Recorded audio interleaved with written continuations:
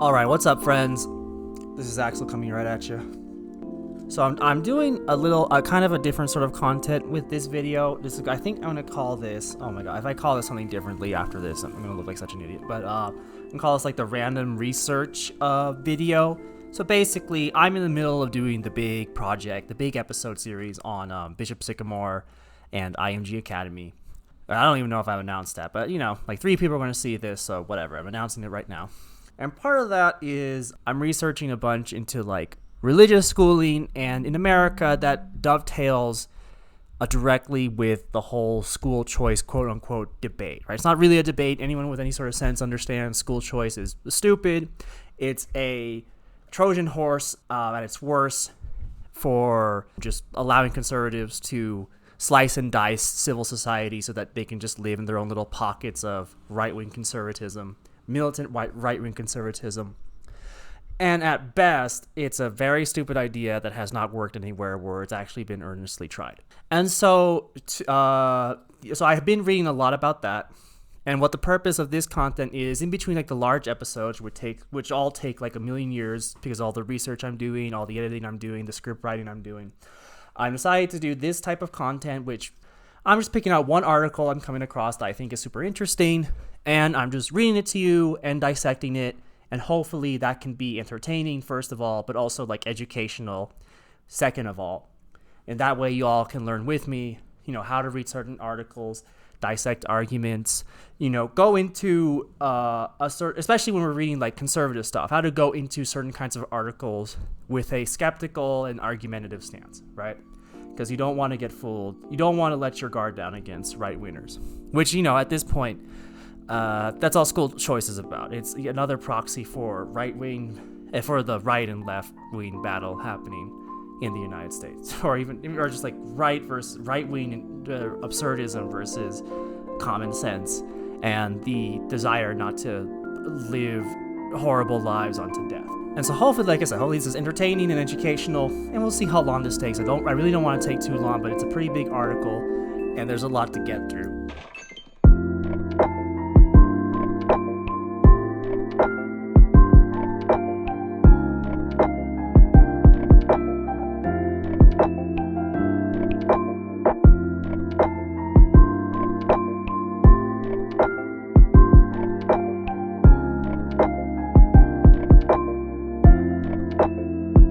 So the article I chose for this first installment of this type of content is called "The Once and Future Promise of Religious Schools for Poor and Minority Students" by some dude named Michael Bindas. It's Bindas, Bindas. I have no fucking clue. I'm almost certainly going to say it differently a couple different ways, but until the very end, I'm only going to be talking about this guy. So Bindas, whatever the fuck, it's all the same guy. And so, as you could probably tell from the introduction, the little prelude I did to introducing this article, and you can tell by the title of it, this is a title defending school choice, and in particular, religious school choice. So it's not even just about the ability for parents to choose to take their children out of the public school system and into private religious schooling, but for their ability to do that with the blessing and funding of the state, right? That's what this is about. And so specifically, this article was written in response to the Carson v. Makin Supreme Court decision that was handed down back in 2022. This article was published in November, along with a series of other essays on the Carson v. Makin decision.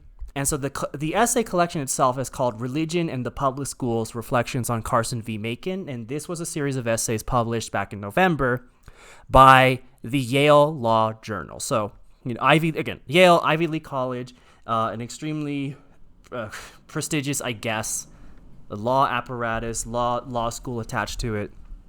So you would expect this to be, at least attracting a certain kind of professional, intelligent voice, well-researched and all that.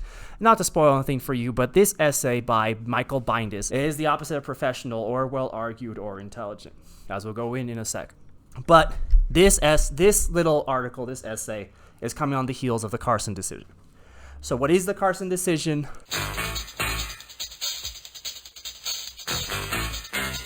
The Carson decision which was handed down back in 2022, is about the ability basically for the states to hand out vouchers, to hand out funding for parents who choose to send their kids to private religious schooling. And so this kind of serves, this Carson decision is a good buddy decision when you analyze it to earlier decision back in 20 years ago in 2002 called Zelman v. Simmons-Harris, which was an extremely famous Supreme Court decision about school choice.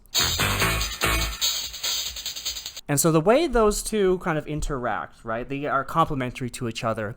And in fact, I'll let Bindas himself explain in the abstract how they are complementary. In Carson v. Makin, the Supreme Court provided the bookend to its 2002 decision in Selman v. Simmons-Harris. Whereas Selman held that the Establishment Clause permits the inclusion of religious options in educational choice programs, Carson held that the free exercise prohibits their exclusion. And so what that means is that, Selman did exactly what Bindas is describing here. So Selman was a famous case in Ohio, important for the Bishop Sycamore episode. All of that took place in Ohio, where I'm not sure if it was a state or if it was just Columbus. I think it may have just been Columbus. I'm not too sure. I have to look back. They instituted a very ambitious, kind of new for its time, sort of state voucher program, or like a publicly funded voucher program to send kids to private schools. So instead of like doing anything about their shitty public school system, they're just like, okay, if you want to take your kids out, go. Here's some money. That's what the program was. That's what all voucher programs are, actually.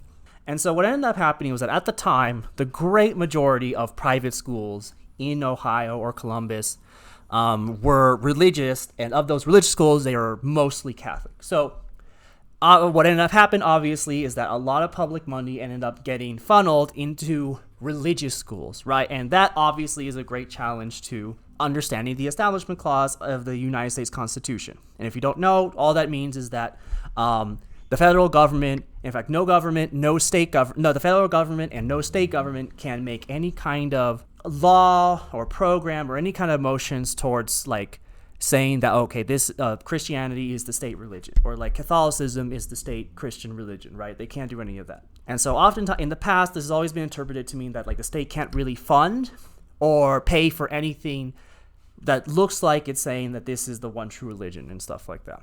And so obviously this voucher program is a big challenge to how we should interpret the Establishment Clause.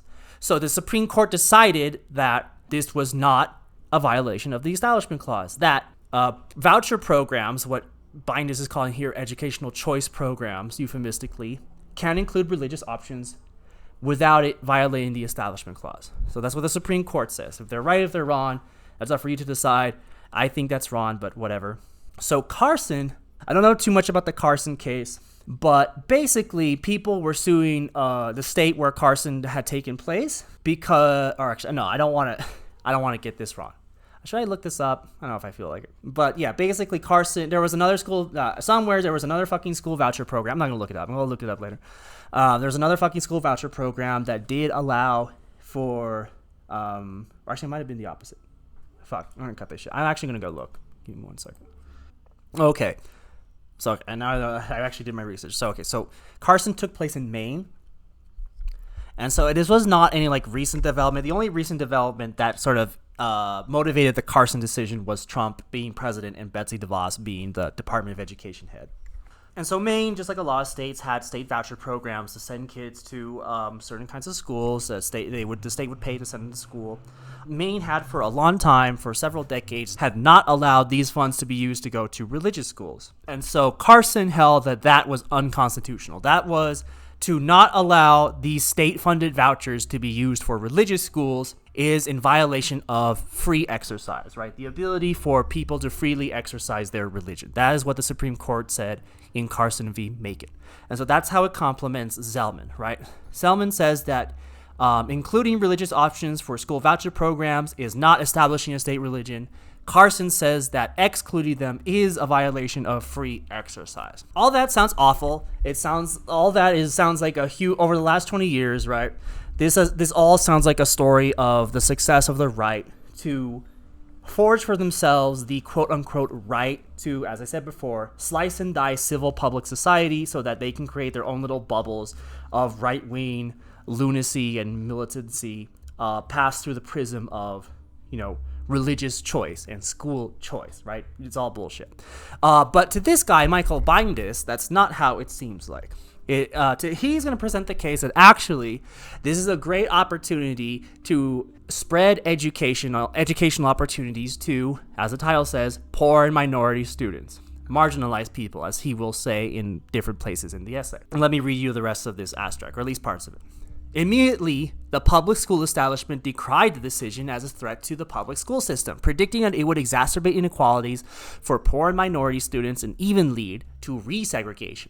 This essay responds to those claims. It discusses religious schools' long history of providing educational opportunity to the most disadvantaged and marginalized students, the public school establishment's similarly long history of opposing the opportunity that religious schools have provided those students, and the public school establishment's complicity in causing, through residence-based school assignment, the very inequalities that have led such students to seek educational opportunity outside the public schools.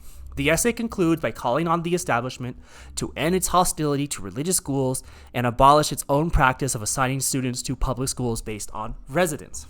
Carson presents a chance to pursue a new and truly pluralistic approach to education, one that affords opportunities in all types of schools, whether public or private, religious or non-religious.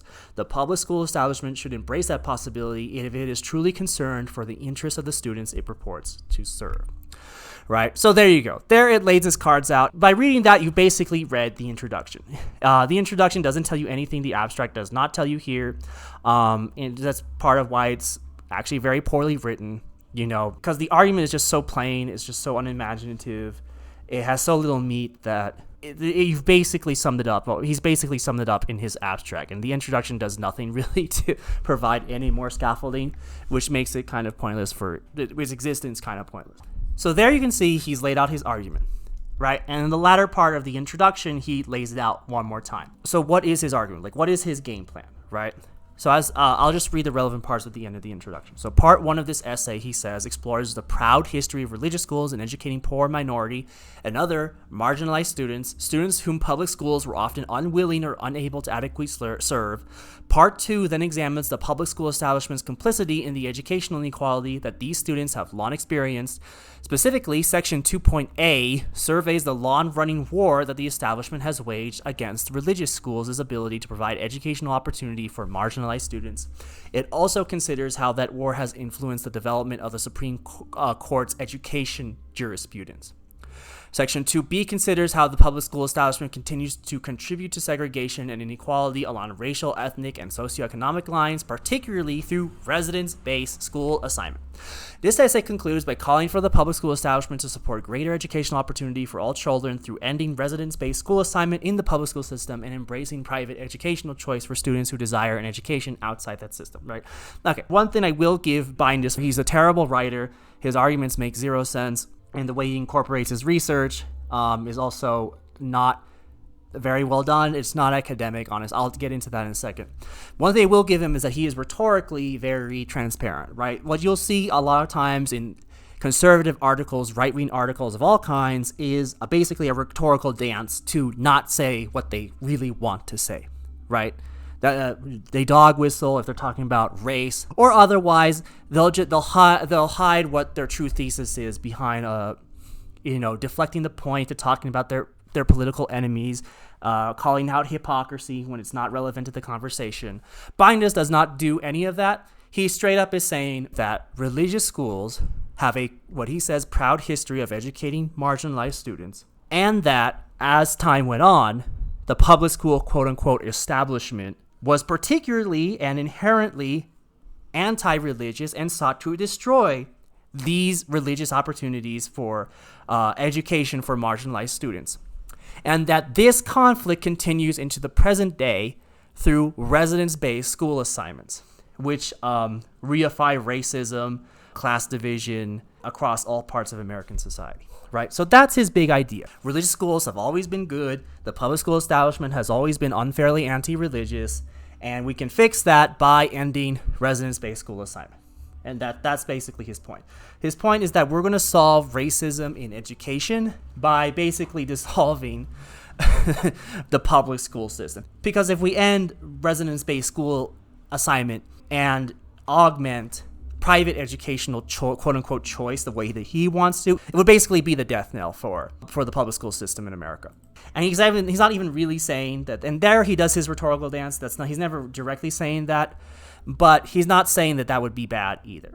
What he is saying is that this would solve racism, essentially. This would solve racism, a discrimination of all kinds, and that if public school people, public school defenders, teachers, educators, and the like, leftists, basically liberals and leftists, in so many words, if they cared about ending racism, they would dismantle the public school system and completely privatize it with subsidies from the state. So that's his game plan here. That's his overall strategy for taking this ball downfield for the touchdown to prove his point, to prove his thesis. Now, what is our defense as people who are reading this article skeptically and ready to argue with it at every point, right? Our defense is that his conclusion is inherently insane, no matter how well he argues it. Because in our day and age, you simply cannot expect market forces, government-subsidized businesses to not act racistly, right? And I'm not going to go super deep into that. That's what we're assuming going into this article as people with sense. But one access that you can argue that is, of course, who has the least amount of money in this fucking country? Black people. And if you're just comparing white people with people of color are just not going to have as much money. So if you leave that up to just pure market forces, white people are just always going to go into the school, maybe not the better schools, but the schools with the highest paid teachers. And of course, schools with higher paid teachers are just going to attract more teachers, the more experienced teachers who are trained in the most modern currents of pedagogy and all that. They're going to have better facilities and resources. And then as that wealth concentrates to the top, for white people, especially for wealthy white people, everyone else gets left with progressively worse and worse and worse school buildings, school facilities, teachers, administrators, and the like. And of course, all those schools, they will include the great mass of poor white people, but they would also include the great mass of poor people of color, poor black people, and even just not white people generally. So we know that as people with sense. And that's just one way that his ridiculous proposal here would just increase racism.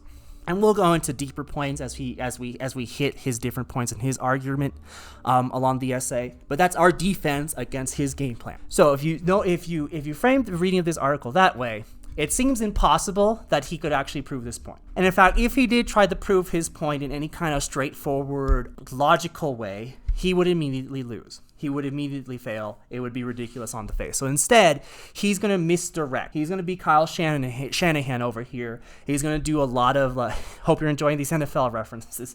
He's going to be Kyle Shanahan and the 49ers over here. He's going to be misdirecting the ball. He's going to be putting people in motion. He's going to convince you to look at one thing when really the ball is over somewhere else, getting past your defenses. How do we combat that? Well, we combat that just like a defense combats the Niners. We combat that by never keeping our eyes off the ball, right? And the ball is, of course, what we know is the fact that his conclusion is ridiculous. And, of course, by always paying attention to his weakness, right? For the 49ers, the weakness is that they don't have a quarterback. They can't actually do an honest passing offense. And his weakness is that he can't actually honestly, straightforwardly argue for his conclusion in a logical, rational way, because it would be, like I said, would be ridiculous on the face of it. But let's actually go to some examples of how this happens. Let's go play by play, right? Once again, hope you're enjoying these NFL football, American football references. Part 1 is about the history of religious schools in providing education to poor and minority people. That's what section 1 is called. The historic importance of religious schools to the poor and minorities. And this is the introduction to this section. Quote, throughout American history, religious schools have played a vital role in delivering educational opportunities to the most underserved children, especially the poor and racial, ethnic, and religious minorities. Sometimes religious schools have provided this opportunity with governmental assistance, sometimes without, but almost invariably, religious schools provided an opportunity that these children could not obtain elsewhere. Now, I'll say one thing here at the beginning. The majority of this argument is historical, right? He's going to be arguing that certain historical trends and conflicts continue to this day, and they can only be resolved by privatizing the education system through government subsidy. The way we're going to read this, because I've looked at some of his sources, and I have quibbles with some of them, but rhetorically, the way we're going to tackle this article, we're going to assume that he is, the history that he is broadly telling is correct, right? Just the pure facts of what he's saying is correct. At least the history he's relating, not necessarily his conclusions, but the history he's relating is broadly correct, and that his sources are more or less academically solid. For the most part, I'm not going to quibble with the facts of his case or the reliability of his sources, right? That's how we're going to look at it. And in fact, I'll tell you this right now. I completely agree with parts of the narrative he's telling. You know, even today, religious schools provide opportunity that a lot of poor people, specifically poor people in certain rural areas, if you're talking about black kids also in rural areas and also in urban areas, don't have access to, right? That does happen. And so there is where maybe your defense is failing, and he can start getting his ball down the field against you.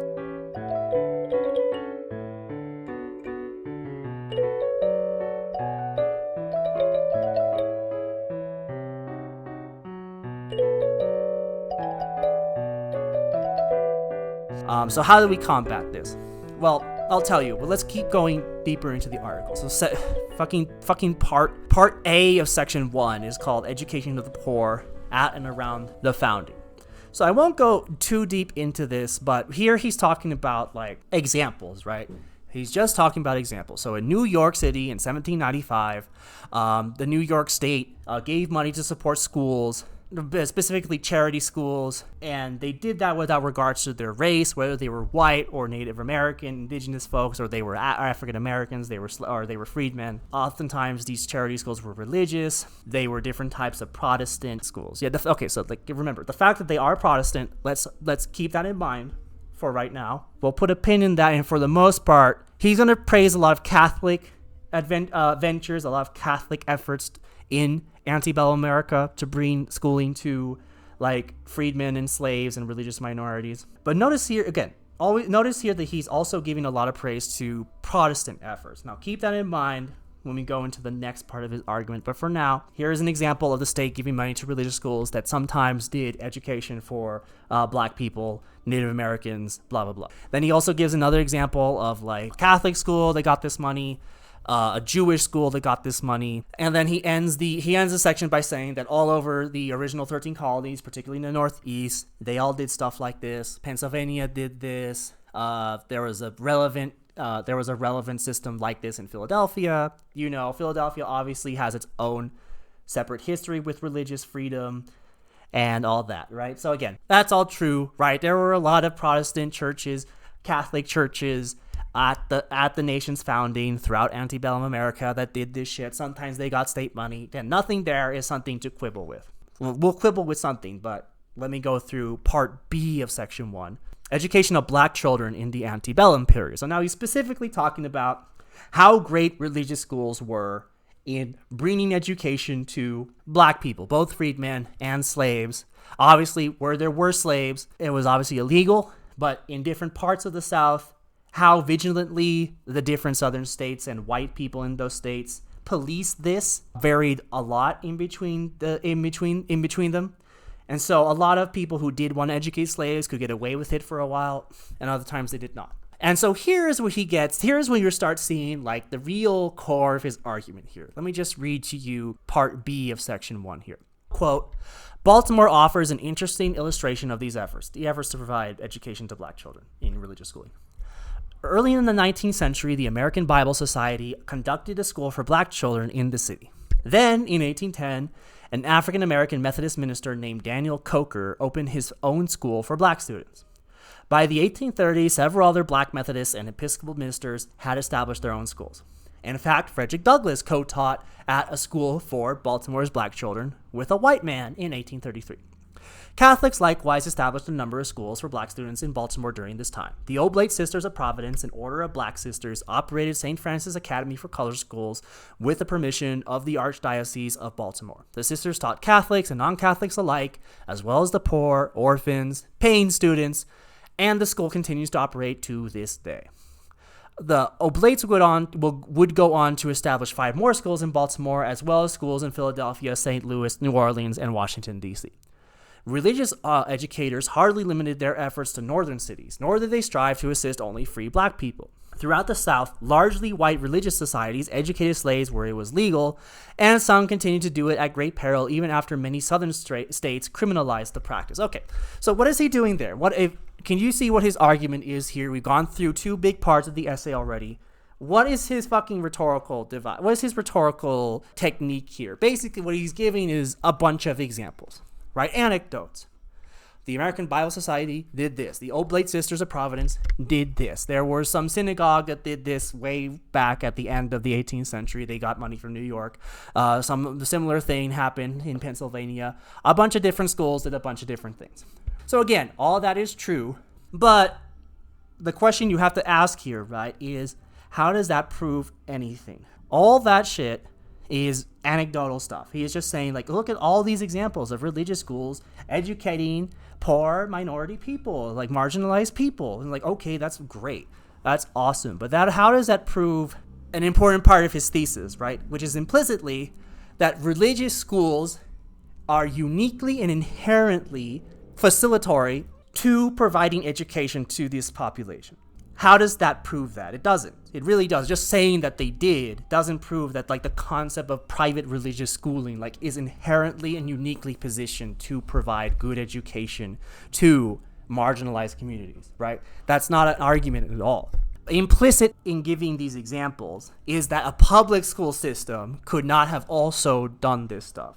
So could he have a point if he tried to argue that? Maybe, but only because before the 1850s, there was no movement at all in the United States to provide public school. There was no public schooling apparatus before the 1850s in the United States. And in fact, it took a long time. It took about the rest of the 19th century from the 1850s to really establish something like public schooling infrastructure. So in the Antebellum period, there was no public schooling infrastructure. So where are these fucking kids gonna go? Where are all these fucking freedmen, these American Indians, all these other fucking people?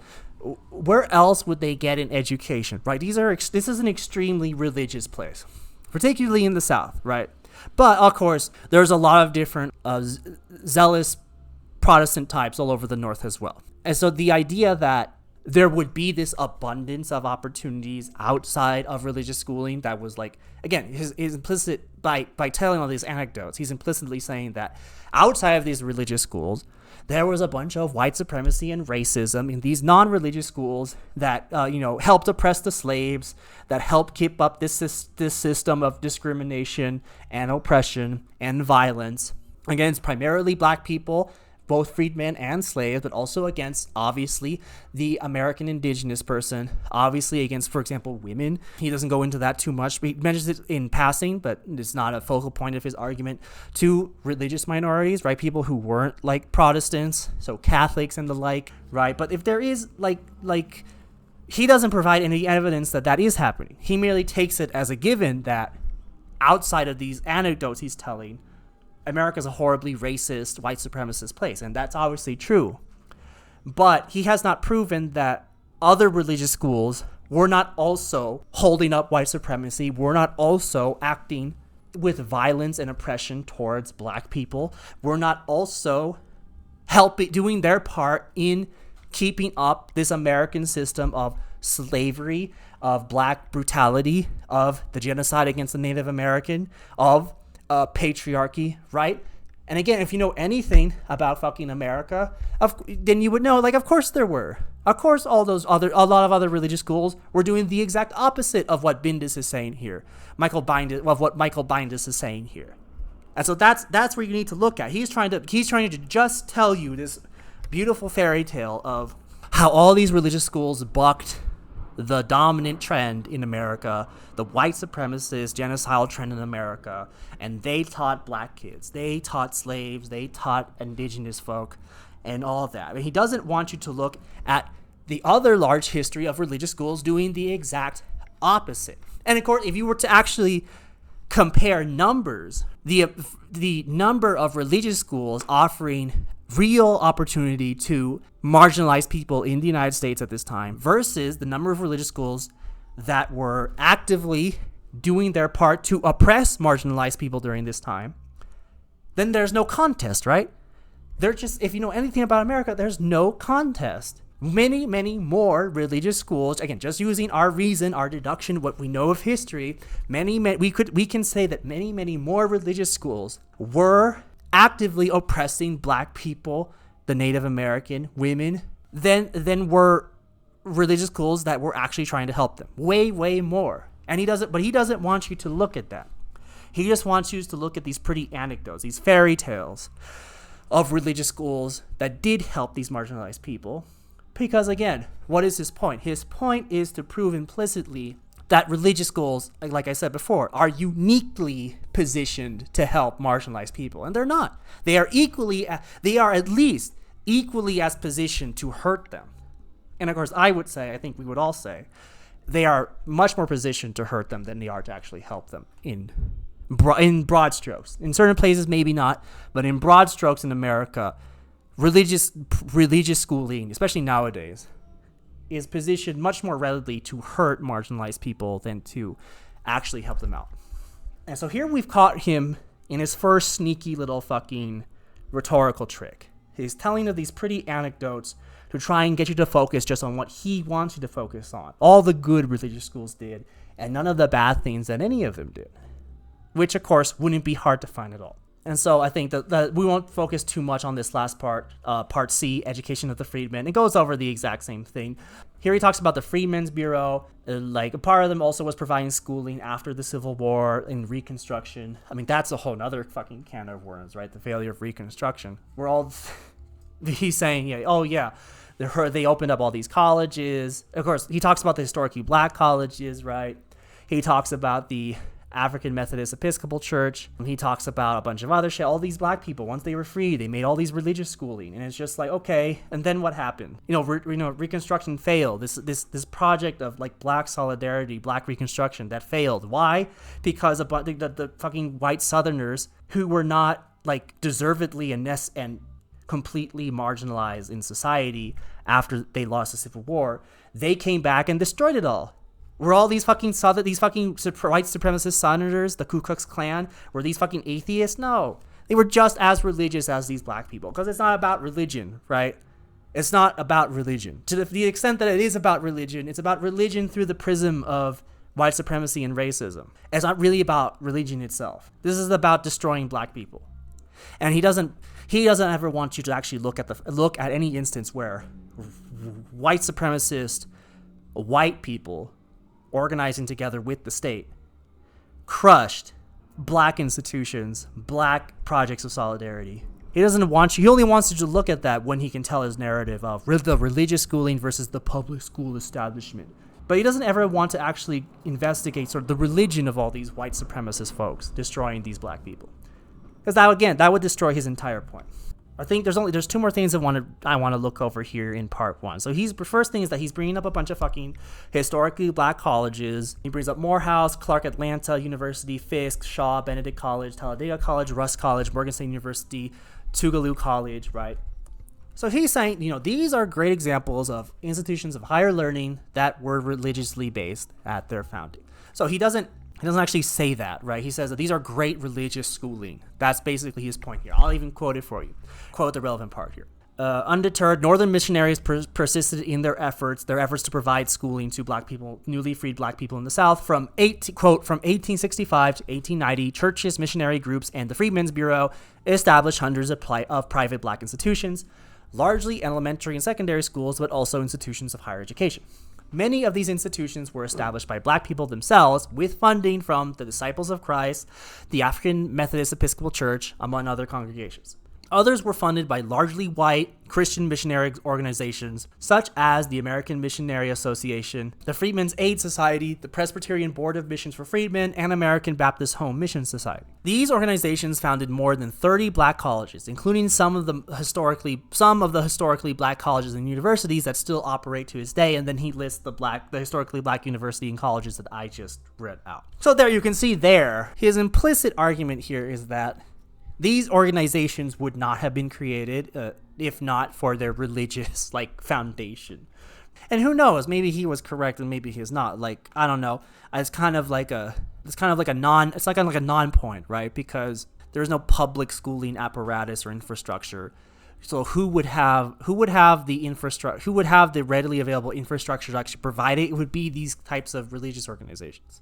So necessarily they're the ones doing the most work. But he's also implying that these colleges are like still kind of religious in their operations. But if you actually take a look at like the colleges that he's talking about, a lot of them are still religious. Like Clark Atlanta University is still tied to the United Methodist Church. Many others are not. Many others are very much completely secularized, even if they were at their founding religiously backed. Like Lincoln University, for example, is public state related, which is that it's part of a system called the Commonwealth System of Higher Education in Pennsylvania, and so it's blessed by it has its blessing given by the state, and it is basically secular. And a lot of other schools are like that. I would actually say that like there's at least a 50-50 divide between the historically black colleges and universities that are still religious now, and the ones that have been greatly secularized. But even if we're not focusing on that,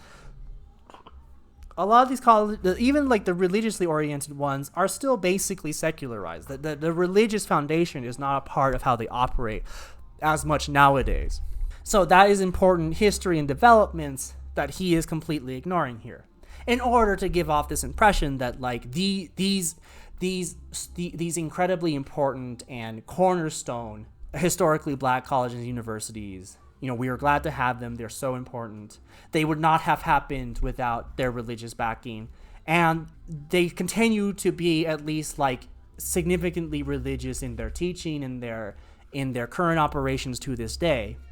And as I said before, the first point is a non-point, and the second point is not even totally true. I would say it's for the most part not true. So again, he is making a non-argument here. And a non-argument based on implications and just making sure you're distracted by certain anecdotes and not actually uncovering the real history. There's only one more thing I want to look at here.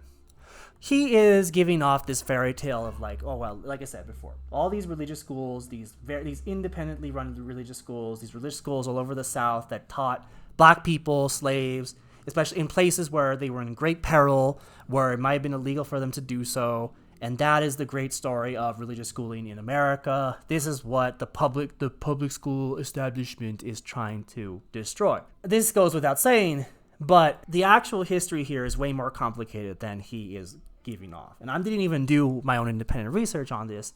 I just went and looked at one of his sources here, and that is, if you're actually looking at the article, and I forgot to say this, I'll actually link all the articles I'm talking about here. It's going to be more than one. Obviously, the article I'm reading out, but also the other ones I'm citing here.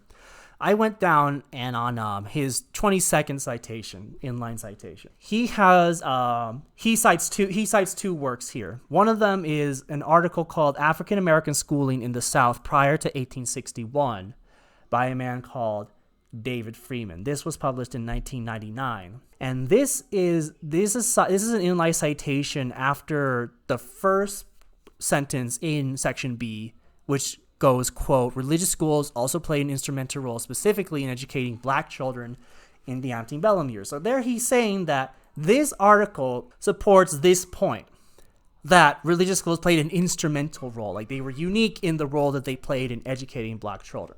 But if you actually look at this article tells a history that is way more complicated than the point its citation is being used to prove here, which I think on one hand is very classic academic writing, right? A lot of academic citation is exactly that.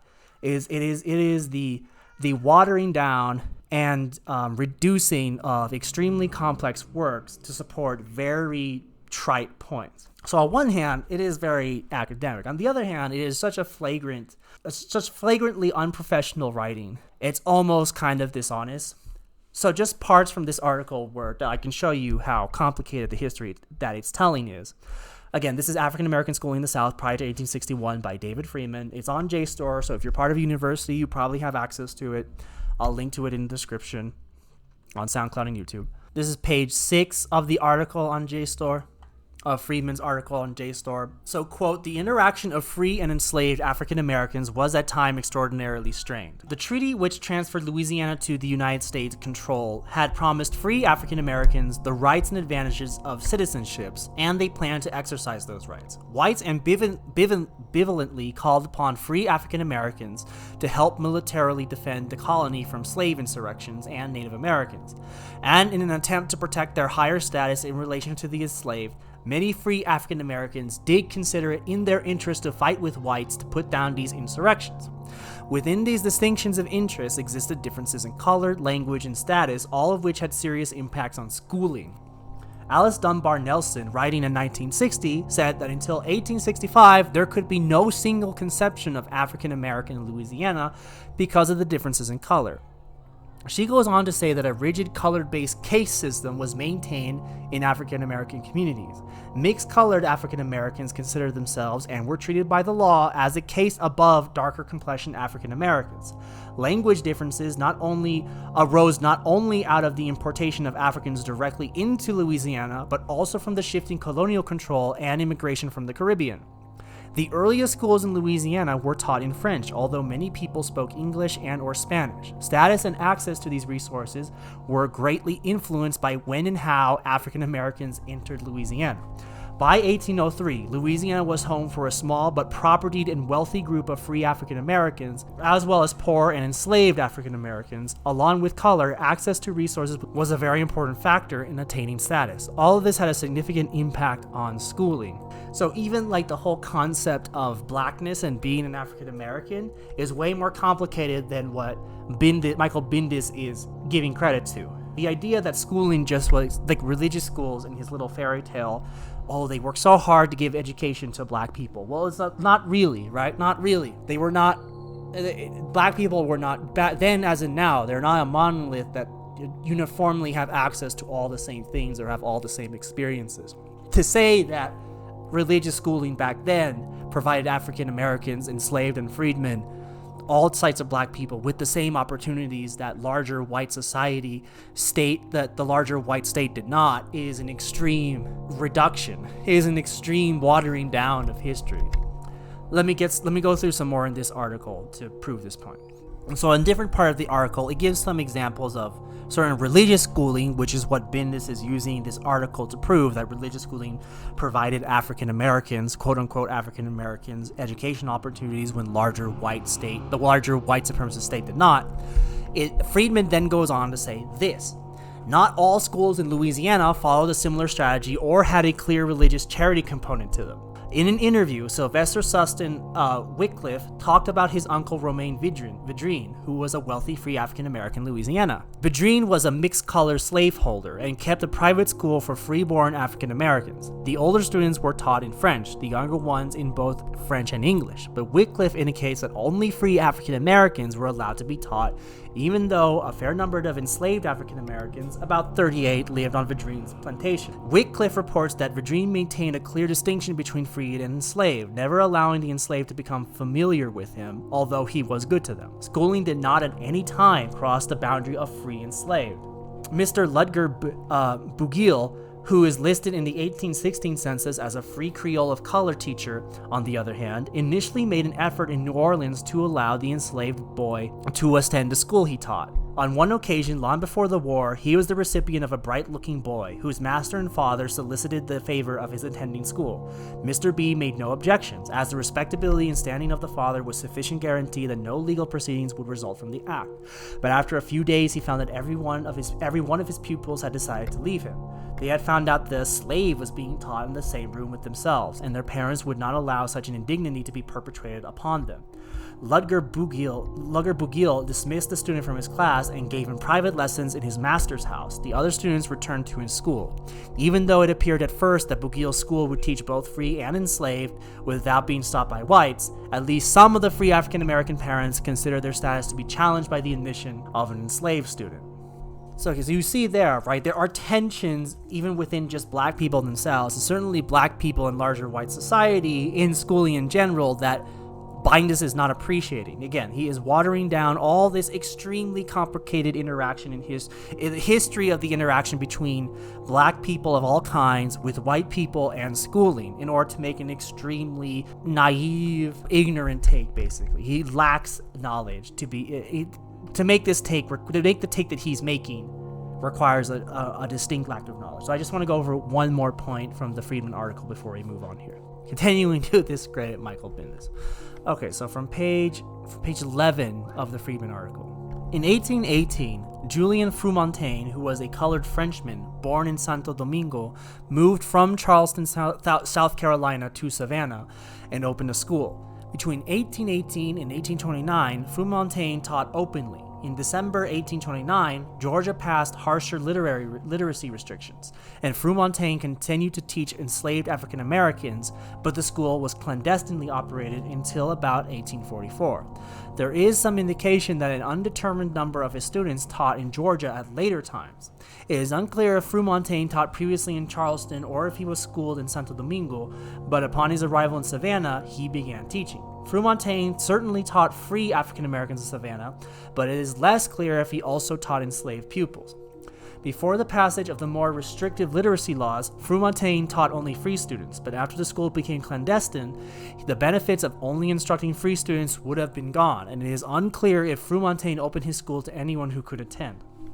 Another school was taught in Savannah by James Porter. He migrated from Charleston in 1854, like Frumontaine had done earlier, and opened a school to teach music lessons, but also taught reading and writing under the cover of the music school.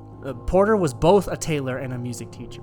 Similarly, Lewis Toomer, who would later be the principal of the African American-run Savannah Education Association school system, taught a clandestine school. Jeff Johnson, who was born in Cartersville, about 25 miles outside of present-day Atlanta, told an interviewer of being taught by a colored man school teacher about 3 miles from his home in Finley's quarters.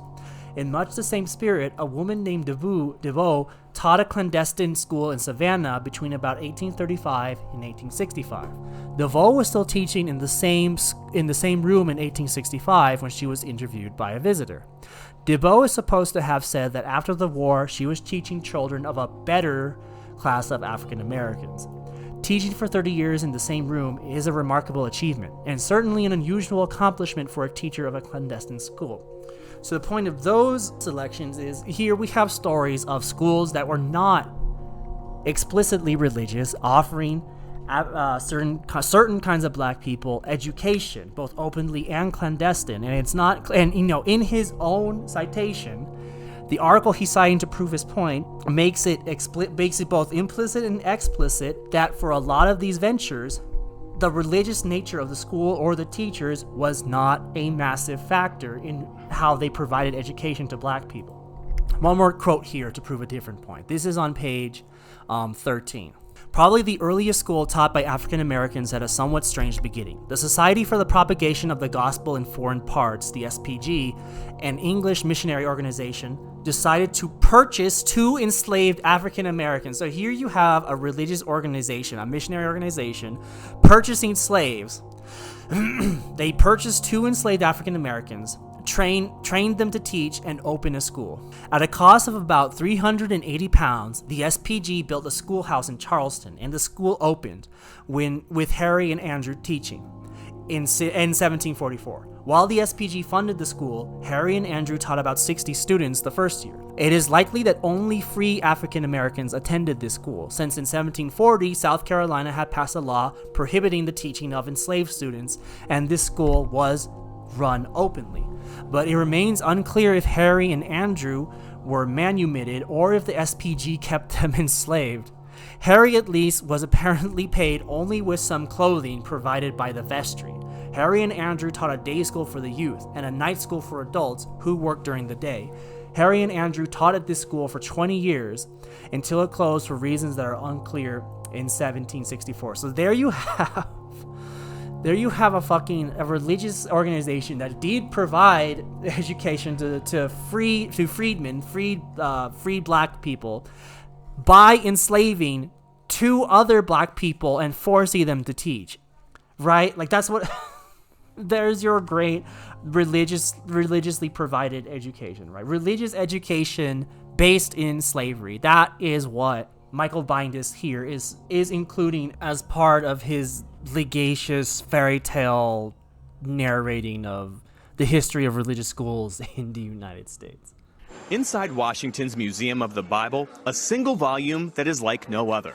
The so-called Slave Bible, remarkable not for what's in it, but for what's not.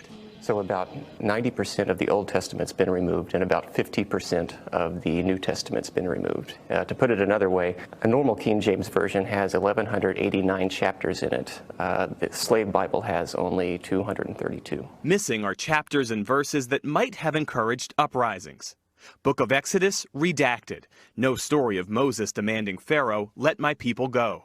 Gone is Galatians, and the verse, "There is neither bond nor free, for ye are all one in Christ Jesus." And no Jeremiah, "Woe unto him that useth his neighbor's service without wages." What they've left in are verses such as Ephesians 6:5, which is the famous verse, "Slaves, be obedient to your master." Looking at this Bible, it's hard to tell that anything's been taken out of it. That's correct. I mean, it looks like a normal book. For many enslaved Africans, this would have been the first time they were exposed to the Bible. All right. We're finally at part fucking 2 of this essay. This part is called "The Public School Establishment's Contribution to Educational Segregation and Inequality." So again, have to give credit to Michael Binder over here. He does lay his cards out on the table about how exactly he's going to argue his case. And so he says so right in the introduction of part 2. The public school establishment, quote, "has contributed to inequality in 2 primary ways. 1, for the last century and a half, it has actively fought the ability of religious private schools to provide opportunity to such students. And 2, today it maintains public school assignment policies that segregate along racial, ethnic, and socioeconomic lines." And so the basic idea is, well, just like it says, he is going to argue that the public school, quote unquote, establishment is like uniquely and inherently anti-religious, and that he wants you to take this anti-religiosity as like deeply intersecting with or otherwise equivalent to being like anti-black or racist or anti-immigrant. And secondly, he wants you to pinpoint the main motor of this anti-religiosity in public school establishment with the NEA, the National Education Association. So if you don't know what the NEA is, which I imagine you don't, I think even for a lot of you who may even be like educators or teachers, students, anyone interested in education at all, you may not even really be aware of the NEA, but the NEA is going to be like the focal point for the entirety of part 2's argument here, the entirety of part 2's narrative. They are like the villain. They are the Thanos of part 2 of this essay. So what is the NEA basically? NEA is the largest teachers union in the United States, and one of the largest unions in North America, represents hundreds of thousands of teachers. And so now I would say that doesn't make it good. In fact, it's extremely problematic. I would even say the NEA nowadays is very bad. And nowadays, it doesn't really do much other than oppose certain Supreme Court decisions. And like, well, during Trump, it would be like, did you see what Betsy DeVos said this one time? And for the most part, they are not really like a real force for change. Even like moderate liberal change, honestly, they are then much less like a force for radical unionism change or anything like that. You know, they're not fighting to enact like radical teacher syndicalism or whatever the fuck. In the today and now, they're not really an entity that's worth thinking a whole lot about. But for fucking Michael Bindas, they are like history's greatest villain here. But before we talk about them in the article, we're going to talk about the know-nothings. No, we're not going to talk about Michael Bindas' personal and academic background. We're going to talk about a political party and nativist movement that existed in America throughout the middle of the 19th century. So that's what part A is. Well, the first couple parts of part A. Part A has like 6 little subsections in it. So part A is a subsection of part 2, and it itself has subsections 1, 2, and 3, 4, whatever. It's kind of the whole organization of this essay is really dumb. It's not academic at all. It's really bad. But yeah, the first couple parts of part A of section 2 in this essay talk about that. Then we start getting into like the kind of beginnings of the 20th century to the mid 20th century, I want to say. So before we get into like the union stuff, the NEA stuff, the NEA conspiracy shit, we're going to talk really quickly about the mid 19th century, right? So he just spent all of part 1 talking about, how great these fucking religious private universities, they brought education to the slaves, all that dumb shit. But now the big bad racist and Protestants and big state people, they're going to come and they're going to ruin it all. And so to quote him directly, quote, beginning during Reconstruction and through today, the public school establishment has supported and often led campaigns to preserve its control over education by thwarting the ability of private religious schools to deliver opportunity to the most vulnerable and undeserved children. It has done so through various means, such as supporting the Blaine movement that targeted Catholic schools in the late 19th century, championing language laws aimed at ethnic and religious minority students of Lutheran and Catholic schools, supporting Oregon's law forcing religious schools to close, and more recently, waging legal war against religious schools' participation in programs that offer financial aid to low-income families. The establishment has couched these efforts as necessary to ensure that education serves the assimilating, democratizing, and Americanizing functions necessary to sustain our republic. In reality, however, the efforts have aimed just as much at preserving the public school system's monopoly in education and ensuring that private religious schools cannot effectively serve families who desperately seek the opportunity who provide. Yeah, the kind of families who like subscribe to the National Review and who watch Ben Shapiro and the Brett Weinstein Dark Horse podcast, right? Those are the families who are being just so unfairly denied the opportunity to put their kids in these like right-wing boot camps. But to take it, okay, but to look at the other parts, right? Like I said, I'm not going to quibble with sources or with the historical accuracy of what it's telling that much, right? Let's just say this is all broadly true. I read a lot of like anarchist critiques during this time about the nascent public school movement that was happening throughout the end of the 19th century, and I agree with a lot of it. It is ultimately not a uncomplicatedly good thing, but I mean, if the only choices were public school education and just this awful market-driven network of private bubbles, all of which are religiously tinged in some way, I would much prefer having it just be a public service. But again, that's not to say it was an unproblematic good that this happened. I mean, the public school movement and public school as an institution has been racist, is racist, has supported a lot of movements that aim to basically whitewash America, to Anglo-wash America in a lot of ways. All that is absolutely true, right? The stuff about the Blaine movement. I mean, the Blaine movement is a really terrible chapter in American history. The language laws that he's going to talk about, I mean, also another horrible chapter in American history. All the anti-immigration and just virulently racist white supremacist shit that was happening all throughout the first half of the 20th century before all that gets more surreptitiously hidden after World War II. It's all terrible, right? And the public school institutions, the state, they were all part of it, right? All that is true. But again, look at the way he's telling it, right? As he said at the beginning, during Reconstruction and through today, and what he's trying to say there is that there is an basically unbroken, uninterrupted, and largely unchanging mission by public schooling to destroy private religious schools. And to Bindas, this can only ever be interpreted as an anti-religious movement, and because it is anti-religious, it is also like racist and bigoted more generally.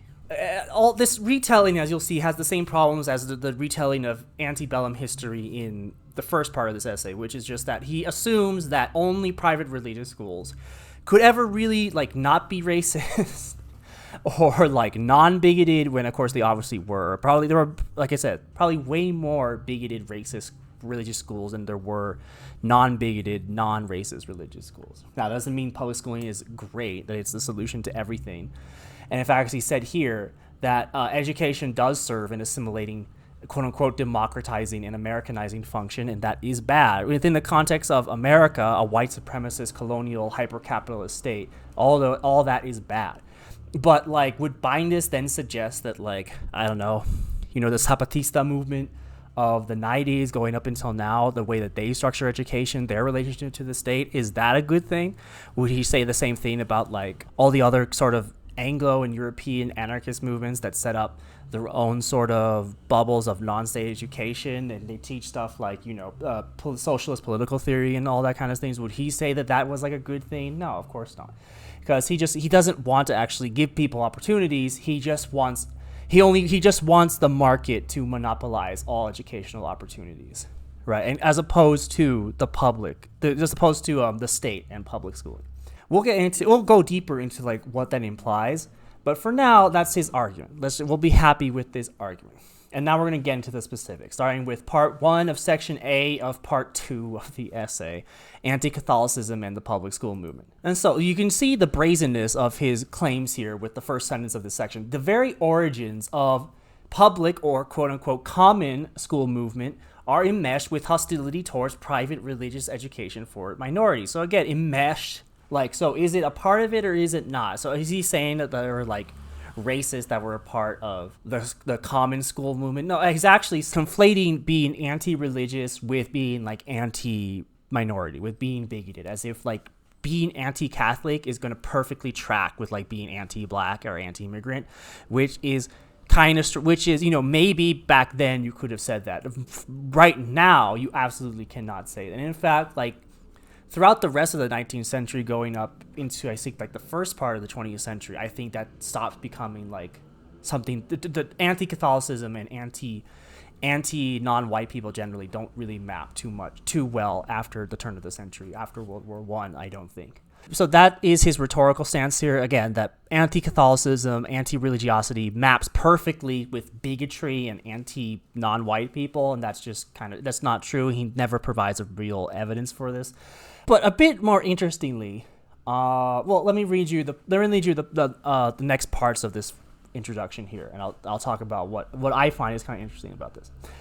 Quote, as Charles L. Glenn has explained, 19th century Protestant Americans viewed the Catholic Church as a menacing limitation upon national unity and progress, and widely believed that the very nature of Catholic schooling was contrary to fundamental principles of American life. Thus, the education reformers, largely Protestant ministers, who established the early public schools in the mid-19th century, ensured that those schools were, quote, non-sectarian. Far from non-religious, non-sectarian meant Protestant. Sectarian was disparaging code for Catholic. So again, all that is true, right? I'm going to say that all that is true, but like, okay, what is this turn he's making here? So Protestants are the bad guys now. Again, Protestant Americans viewed the Catholic Church as a menacing limitation on national union progress. So he is positioning that as a bad thing. This is part of the hostility towards private religious education for minorities, as he said at the beginning of this paragraph. But he also just spent an entire first part of this essay absolutely ton-washing private religious education of all kinds, including a bunch of Protestant examples, Lutheran, Baptist, Methodist examples, right? And now they're the bad guys. What we have to ask is like, what is the turn that happened there? What is the turn that made Protestant Americans, when before you had this ridiculous like fairy tale utopia of all the Christian religions, mostly, right? He's mostly talking about Christians. All the Christian religions and denominations, they all lived in this utopia of religious education where they provided education to black people and slaves and other kinds of people who were shedded on by the American state. And then the big bad public education establishment came and destroyed it all. But here he's also saying, oh yeah, all the early public school movement people, they were also Protestants who hated Catholics. Okay, so like, how can that be? How is it that once upon a time Protestants and Catholics could live together in America, serving minorities, giving them the education that they needed, and now Protestants were becoming the enemies of the Catholic Church, taking over reins of the state to destroy Catholicism, right? How did that happen? Now, that's a really complicated topic that I'm not an expert on at all. What I will say is that probably during this time, right, the public school movement in America starts at the 50s, and then obviously the Civil War kind of interrupts it and then picks up a lot of steam after the Civil War. So what's happening is basically a nationwide white supremacy movement I think different from before the war. Now you're seeing a backlash to the freedom of black people, the freedom of the slaves, and Protestantism becomes the prism through which Americans filter their white supremacy, right? That's just, that is I think that is what I think is happening. That is what connects the Protestant public school movement with the Know Nothings. Now that is an analysis that Bindas here is not going to delve into, because that analysis would mean that he would have to track being religious, wanting to stay in your own religious bubble as something that can also map onto being racist and bigoted, and that's exactly the opposite of what he's trying to argue here. But by avoiding that argument, his whole like narrative here is just total nonsense. It's totally just not supported by real evidence. He does not entertain for a second that something other than like anti-Catholic bigotry could be at work here, because again, he really does not want to confront the fact that America is a white supremacist state, and before the Civil War was a slave-driven economy based on the kidnapping of black people, right?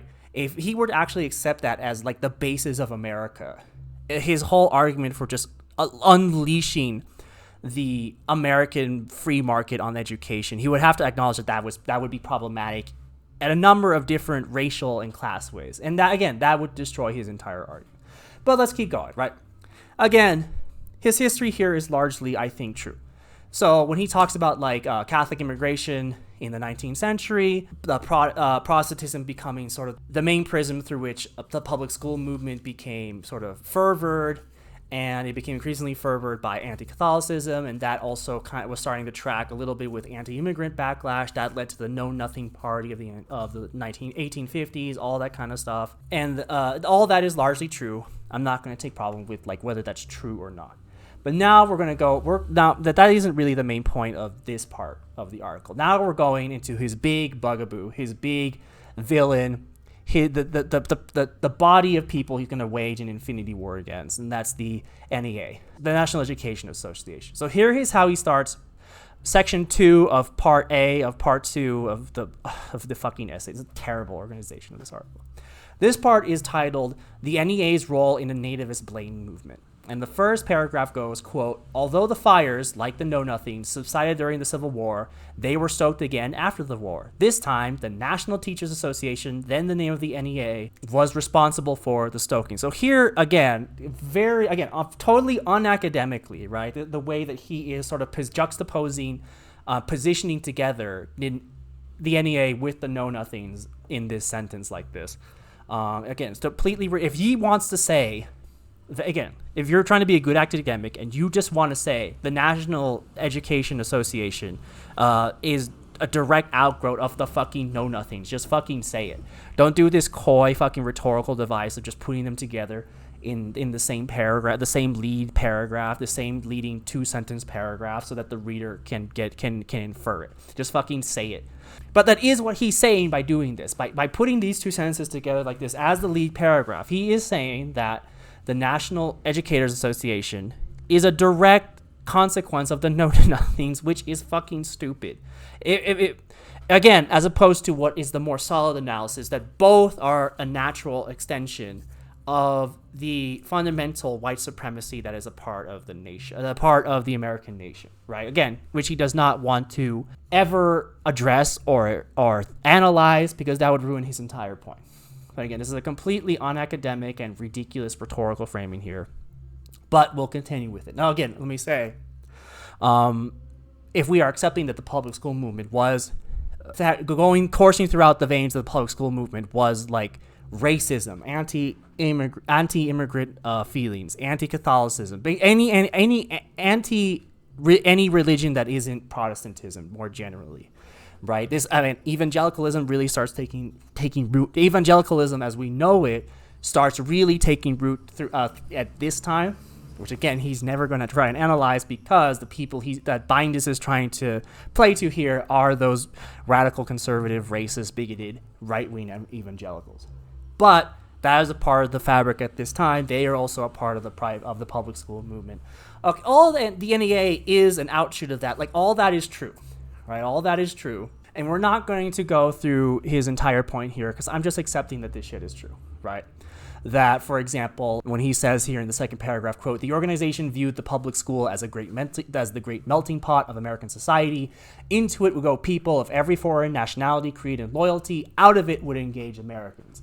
Of course, by Americans, the NEA meant citizens who subscribed to the white Protestant ideals that the organization itself espoused. It was the task of the public schools, in this view, to wean immigrant children from their foreign religions, to replace faith in a foreign god with faith in America. Again, all that is true. He is hitting the point. He is actually making a really salient point here, but his great mistake is, well, not even a mistake, his fucking ridiculous argument is that this is something unique to the NEA or to the public school movement in general. But it's not. This is the building of modern America in all its aspects that he's talking about here. The whitewashing of immigrants, of European immigrants anyway, into being white, Protestant, and American, right? To replace faith in the foreign god with a faith in America. That is what America is now, to its very core.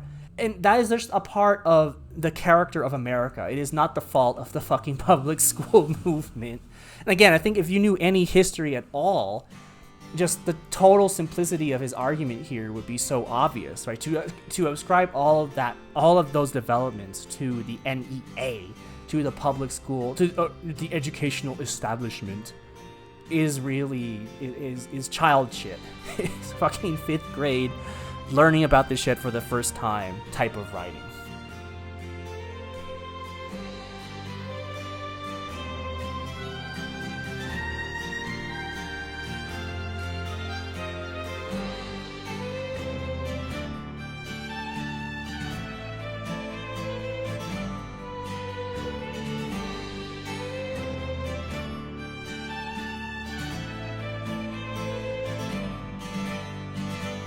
But again, that is basically the rest of this part. It's all pretty ridiculous. It's all that level of just reductionism, watering down of history to make every bad thing the fault of the NEA. He connects the NEA with the Blaine movement. So if you don't know what that is, the Blaine movement throughout the United States during the end of the 19th century was a virulently, anti-immigrant, anti-Catholicism education movement. Right, to basically cripple the Catholic Church, the Catholic Church's foothold in America by attacking their schooling, by trying to make it illegal to have Catholic schools. So as Bindas says here, James G. Blaine, who the movement is named after, was a Maine congressman who wanted to run for president. He introduced a federal constitutional amendment to, like I said, the point was basically to make Catholic schooling illegal by prohibiting public funding of Catholic schools, which would have made them largely impossible to have existed at this time. The Catholic Church at this time is not like the great money mover that it is today, the great money washer it is today. Without those funds, there would not have been a lot of Catholic public schooling in America during this time. So this amendment failed in the Senate, but this sparked a larger movement to introduce similar amendments to state constitutions. And then eventually, the courts, if I remember correctly, I believe the Supreme Court eventually declared that all these type of Blaine amendments were all unconstitutional. A bunch of states repealed them, or otherwise they kind of tried to revise them to skirt them. But for the most part, the Blaine movement dies down after the end of the 19th century. So, of course, he is attributing a lot of this to the NEA, right? This is the particular evil of the NEA, this gigantic teachers union, and the public school movement. So as he says, quote, that the NEA was a prime mover in this effort is unsurprising. Anti-Catholicism had pervaded the NEA from its founding. And that bigotry persisted. In 1891, for example, the organization's Committee on State School Systems warned that foreign influence has begun a system of colonization with a purpose of preserving foreign languages and traditions and proportionately of destroying distinctive Americanism. These foreigners, the committee warned, are among us in large and influential numbers, who refuse to send to the public schools, who insist upon the exclusive control and the direction of the education of their children. They fear the public schools because they are American in spirit, the committee proclaimed, and they insist upon parochial schools, not merely in the interest of religion, but of religion in a foreign tongue. Why do they do it? The NEA committee asked. The answer, the committee said, is simply this. They are foreigners. They have come unavoidably, bringing their customs, habits, attachments, and traditions of another land, and all in a ton, which is the channel of every thought, feeling, and religious sentiment. And the remedy, the committee declared, is the assimilating power of a public free school system. This is this is really wild for Bindas to include here, because, like, who is the main, like, spouter of this type of rhetoric nowadays? It's the right. It's the religious right. The idea that there are these foreign colonizers coming to fucking America, the United States of America, and, you know, they don't really want to just give up their foreign identity. Now that they're in America, they would like to have their own schools, their own, teach in their own languages, preserve something of their own faith. But, like, that is exactly the kind of shit that the people that Bindas is trying to argue in favor of, the right-wing evangelical movement, and, like, the right-wing, like, religious schooling in general, that's the kind of shit they all hate too. That's their criticism of public schooling now, that they have allowed too much of, like, non-American, anti-American shit into the classroom. They're teaching critical race theory. They want us to respect foreigners and foreign languages. They don't want to teach patriotic history, and they want to give our girls the information about their bodies they need to make their own decisions about their own bodies, right? That, and all that is anti-American. That is the foreign influence of communism coming to our doorstep. That is the right-wing evangelical, the right-wing Catholic argument against public schooling, right? They think that public schooling is too foreign and communist now. They want to have their own private network of schooling in order to preserve Americanism, anti-immigrant notions, like these strange language bigotry, right? These people would have agreed with the NEA at this time. But Bindas wants to ignore all of that. He doesn't want to ever look at the fact that things have changed from the beginning of the 20th century to now. The religious right is not a product exactly of this time, but of a couple of decades later is when like I said, evangelicalism as we know it really starts to come into its own at this time, but they don't really start taking real power until a couple of decades later. And that is when the rhetoric about public schooling, anti-immigration, anti-communism, right? That when all that starts to change. But Bindas doesn't ever treat that history with any sort of justice or nuance, right? He doesn't ever want to see that the conversation and the people having this conversation about public schooling and religious schooling and racism and bigotry generally has changed, because that would destroy his argument. Like I said, any kind of real acknowledging of the complexity of history, of the history he's trying to tell here, would completely destroy his argument, because his entire argument is just anecdotes, really basic Wikipedia style history narration, right? He doesn't really have an argument per se. But yeah, leaving all that aside, so the NEA is responsible for the Blaine movement, for being mean against Catholics, for also being racist, right? Because again, make no mistake that he is choosing here a large union. He's not making the critique that the union is not left enough, is not radical enough, doesn't do enough to protect its teachers. He hates union. If he is this fucking school choice asshole, he probably hates unions. His fucking sneaky little tactic is to say, well, actually, unions are the real racists. And if you are actually if you actually cared about black people, you would also hate this union, right? Because all unions are bad. And again, it's his infantile argument here. And so it's not until part 3 that he actually starts talking about, okay, in what way is any of this shit anti-minority, black people? Well, here he is, part 3 of section A of blah, blah, blah. This is titled Targeting Religious Schools for Black Children. Right, and again, we're going to take the rhetorical stance that everything he's saying here is true. So again, as he says in a sentence here in this section, quote, the NEA for one has had a tortured relationship with race throughout its existence. Again, we can say that that's true. Although the organization's leadership called for equal educational opportunity, if not integrated schools for black children in the immediate wake of the Civil War, by the 1880s, it was eager to accommodate educators of the South to become a truly national organization. It elected as its president Gustavus J. Orr, former superintendent of public instruction of Georgia. or urged Northern members of the association to view the Negro through the eyes of those who knew him best. That is, Southern educators, and the organization accepted the Southern educator as the expert in Negro education. Okay, do you know, would any of you like to know of a analogous process taking place in America throughout this time? Right, it was Reconstruction. It was the reintegrating of the Southern losers back into American civil life, into American state life, into American statecraft, with absolutely zero consequence. That is the background happening here. There was no real reckoning for any of the slave-holding white supremacists. They were all just let back in. That is what's actually happening. Again, his stupid point is that this is all unique to the NEA and the public school movement. It's not. It's the part of America as a foundation. Something that is in every single part of American society, including the people who want religious private schools. But again, I'm constantly making the same point because he is just constantly also making the same point over and over again. Like I said, it's a really terrible article when we're trying to get to like a part where he's trying to say something different, right? So okay, here he's saying that like, and this part 3, targeting religious schools for black children, it's the same shit as before. It's a bunch of anecdotes, the conclusions of which are largely true. He says here, Southern officials not only failed black children by providing inferior public schools, but also targeted the better opportunity that those children found in religious schools. And like, sure, here he has this example because all his evidence is fucking examples. There's this fucking...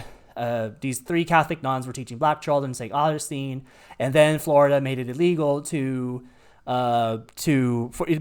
for white people to teach black people, right? And then all those nuns, they went to trial, then they were acquitted, and like blah blah blah. And again, that is really that is the entirety of part 3 here, is recounting this fucking anecdote as the example of how racist the NEA is. Was and is, and that's it. It's really stupid. He does the same thing with language laws, right? The NEA, quote, the NEA championed these laws to force immigrants to learn English at the expense of their native language. Yes, that's true.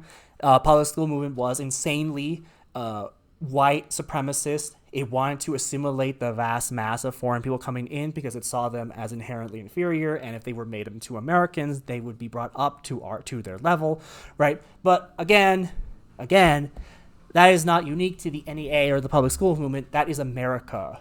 That is America. And Bindas will never, ever say that that is America.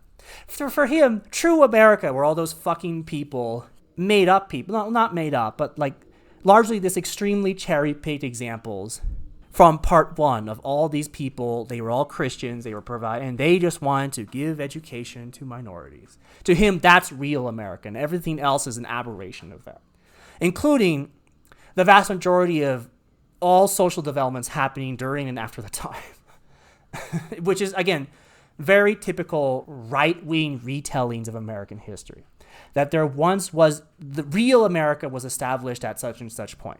And then everything that's happened after that or around it was an aberration that we have never fixed. So for a lot of right-wingers, that's the foundation. That's this strict interpretation of the Constitution. That's free markets and all sorts of, that's free markets and just sheriffs roaming the towns to enact law and just shoot people, right? For Bindas, that is these very sort of this decentralized networks of religious schooling. That is real America to him. And that's just stupid. Like, that's stupid on its face. And so, again, this is what this whole part is. This whole part is just being like, all this awful shit happened, and it was all the fault of the NEA. Part 5 is basically about how the NEA single-handedly tried to enact unitary compulsory public schooling. Like, what we have now is not exactly that. What we have now is the idea that every child needs to be going to school in some fashion, but not necessarily public school. If you can get private education, that's what you can get that, but otherwise you need to go to a public school. What he's talking about here is every child needs to go to a public school. There is no private option. And then eventually the Supreme Court was like, no, people have a right to private education. And that's it. That's all it is. So apparently that's good, and what the NEA was trying to do is bad. And it's like, it's, again, Wikipedia level types of historical retelling. Like, okay, sure, that's all true, but what the fuck? What point is this serving? It's just nothing other than assuming it does nothing other than assume already the point he's trying to make, which is that private schooling is good, public education is less good, and actively bad. So again, a worthless section. It's all ridiculous. Then we get into part 6, which is more modern day. It's after World War II, but it is still the same shit. It's about the NEA and their opposition to like a bunch of challenges to in the courts to like the right to have private education and all that shit. And so the story he's telling here at each and every time was that the public school movement, the NEA, lots of all that kind of shit, they wanted to have compulsory public education, 100% compulsory private education. They want to undermine private education. And at virtually every single point, the courts of the United States said, no, people have a right to have private education if they want to. And it's like, okay, whatever, like that. Okay, that's what happened. But like, again, he is just assuming the point he's trying to prove here, that was a good thing, right?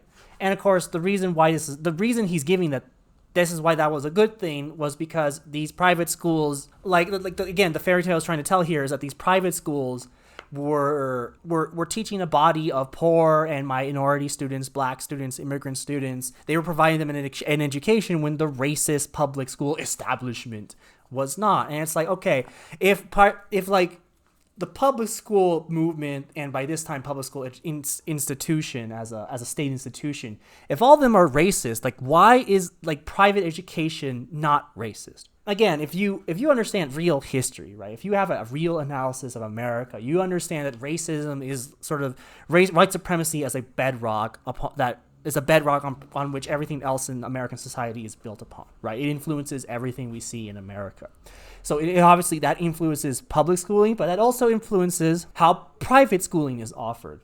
But no, he won't ever say that. Again, his whole point is that public schooling is uniquely racist. In fact, if you were to actually look through this, you might get the impression that he's arguing that racism was invented by the state through public education, which is insane, and that the only oppositional force to that was this network of private religious schools that were uniquely non-racist and were the only type of non-racist education going on in the country. Totally crazy, insane. It's really not worth engaging with on a factual level or on the level of his citations. It's stupid and cherry-picked and reductionist on its face. So we're not going to go through all of that. Through the rest of section 6 of part A of section 2, whatever the fuck. This is like the second to last part of the whole essay. So for the rest of this, he goes into the modern day. He talks about Selman. He talks about some other parts, some other like very recent court cases. So he brings up Carson again, also brings up Arizona Christian School Tuition Organization versus Wynn, and Espinoza v. Montana Department of Revenue. Both of those cases are along the spectrum of the Selman and the Carson type of cases, which were about not if like religious schools could exist the way that Bindas is sort of framing that here. That has long been an established right for decades at this point. But like, how entitled are they to state funds? The conversation has changed. It has changed from what actually were sort of direct attacks on private religious education. It has changed from a conversation about whether these should exist to now whether they are entitled to public funds. But now that question has been settled. Now the conversation is how much public funding should they get? We are not having a conversation about whether they exist or whether they have this right to public money. This courts have already accepted that they do. Now it's just a matter of fighting over how much money do they get. And that is something Bindas does not understand. That is, again, if he were to actually present that nuance, it would undermine his whole point. If you were to actually accept that the fucking courts of the nation have been on the side of private schooling, religious schooling, and private religious schooling for over a century now, it would undermine his entire point. And once you understand that, it does. It undermines it almost completely. It's completely ridiculous. It's completely stupid. And that is his entire argument. And it's a nothing argument. It is basically his entire argument is a extremely cherry-picked, unnuanced, uncomplicated fairy tale rendition of private religious schooling as this uniquely anti-racist, basically pro-black, pro-integrationist force in American society that was crushed by the racist, segregationist, anti-immigrant public school movement and the largest teachers union in the in the world, I think, if I remember reading correctly. And there's a reason why he's focusing so much on that. He wants to undermine public education. He wants to undermine teachers unions by making them into the bad guys of history, by making them into the actual racists. And notice nowhere in here, he skips an extremely important part here, which is Jim Crow, Brown v. Board of Education, all those developments, he skips over them. Because for the most part, public education, as was championed by a lot of different people, right? As contrary to his narrative, the public educators were not all unitarily on the side of, oh, we got to get rid of all those religious schools. We love racism. We love white supremacy. We've got to segregate everybody. No, there were forces inside that institution that did want to integrate, right? And by and large, I would say a big part of the success of the success of the time, it's all been undone now, by the market, by forces in the private sector. But at the time, I think a lot of the success, the immediate success of Brown v. Board of Education was the integration of black students into the public institution of education. Whereas before, they were largely outside of it. They were marginalized within it, I should say. That's a better way of saying it. But now, people within that institution were helping them become integrated to give them better education. Now, again, like I said, that's been undermined very quickly in the decades after that, and now it's basically all been undone. But the reason it's been undone is not because there are still these fucking Blainite, fucking anti-Catholic, fucking know-nothings that still exist in today and now that want to destroy religious schools just because. No, it's because this institution has been undermined by racist people, racist right-wing evangelicals and right-wing Catholics in the private sector. That's just what's happening. That's just what's true. And Bindas doesn't ever say that it's not true, but he wants you to look away from that. And he wants you instead to look at his fairy tale rendition of educational history in America.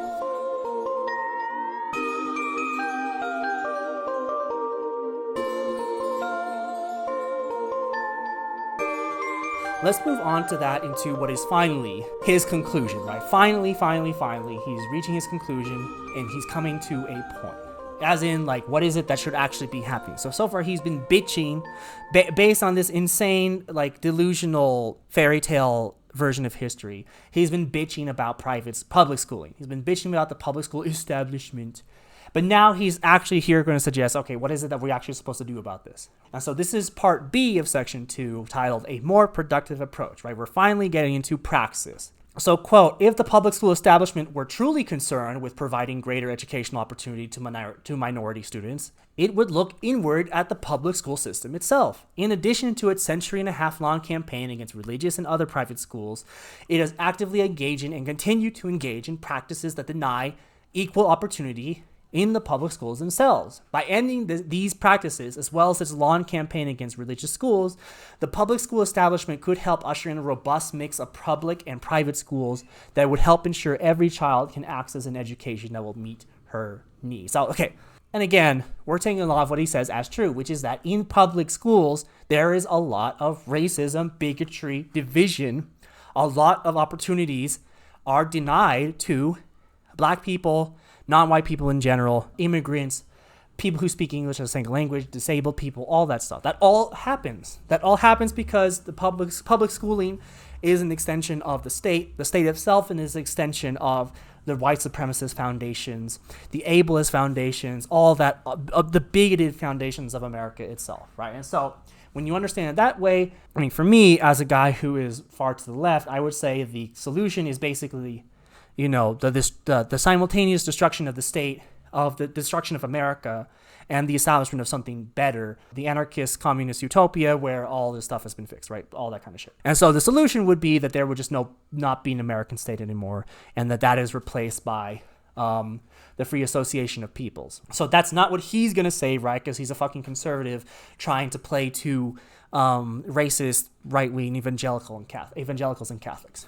So his solution is actually not reckoning at all with the inequalities of capitalism and the white supremacist foundations of America. It's to bitch about school districts and attendance zones, right? That's going to be his big change here. So let me just quote what he says about these school districts and attendance zones. So what these are, he says these are geographic zones within a school district that determine the public school a student will attend based on her residential address. So if you are American, you've been a part of that. I've dealt with that before in my life when I've had to move and it was a big deal. It's a pain in the ass, right? There's definitely an aspect of that could be changed to make it less of a pain in the ass. And there are definitely aspects to that, to the way these school districts are drawn, these attendance zones that do track with institutional and structural racism and bigotry and all that.